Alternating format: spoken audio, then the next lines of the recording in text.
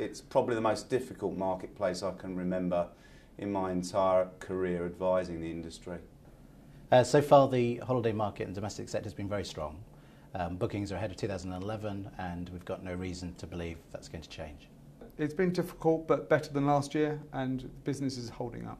Well, I think we've all benefited from the Thomas Cook shrinkage, and I think the volume is there. I think margins are under pressure.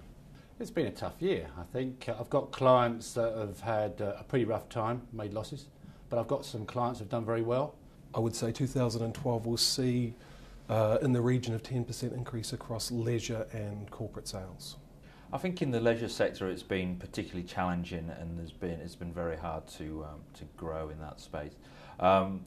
More so in the corporate space, I think whilst times are hard and customers are more demanding, I think people have had some real successes this year.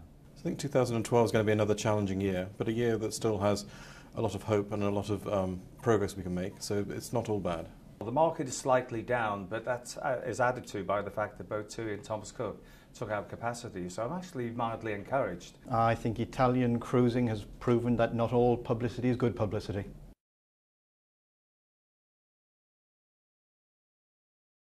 Well, mainstream has really struggled this year. That's both mainstream tour operating as well as mainstream cruising. However, specialist tour operators are doing particularly well, and the luxury cruise sector is also performing well. Well, cruises had a tough time, which the news has not helped us in that space. Long haul's been tough because pricing's gone up with APD. Some of the short haul market's not been too bad. I think dynamic packaging is doing well. I think hotel only, where the margin is increasing. In business travel, we've seen an increased demand for online transactability, and that in itself has really helped the rail market in the corporate space. Both the self-catering and all-inclusive market's doing well, so where people have control over their holiday budget.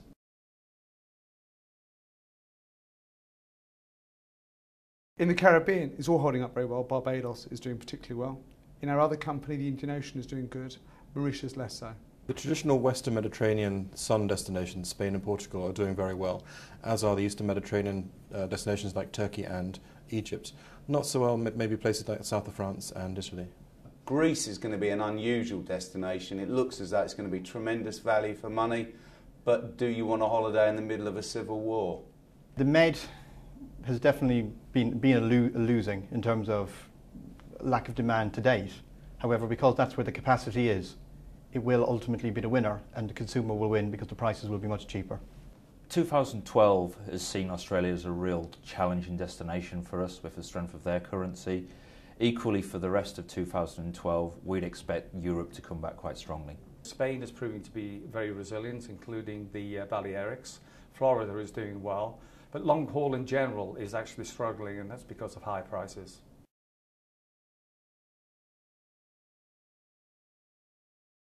Quite a lot. I think there's going to be consolidation, mergers as much as acquisitions, not from the big guys, but from VCs and from trade players.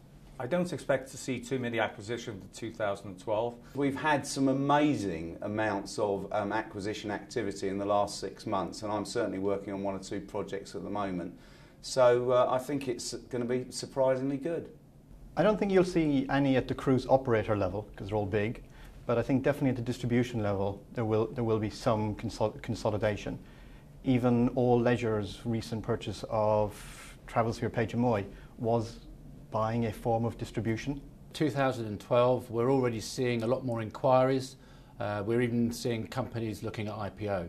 So I would see a much more buoyant year. We'll see a change to the ownership of Trainline during the course of 2012 and a degree of consolidation within the market overall.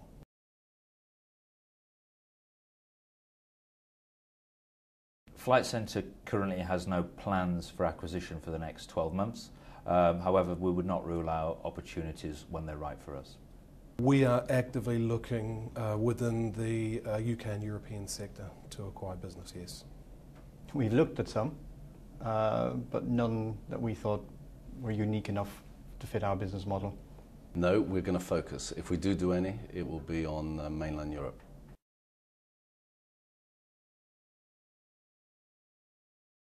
Well, generally, business travel is down in terms of the spend. What we have seen, events have taken place, they've been more domestically based rather than international, and people are thinking a little bit more about the technology using video conferencing, for example. Business travel customers are increasingly demanding more savings, tangible savings, with a look to switch as much of that activity online. From what we're seeing, people aren't travelling any less, but hopefully they're travelling more with us. We are seeing that. We're seeing a rise in our business passenger numbers, and I think people are migrating to value. Our sales are up 9% year on year. It shows that the corporate world is actually travelling in order to try and stimulate the economy. You've seen an increase in the business travel sector as an overall during 2012, but an average lower order value.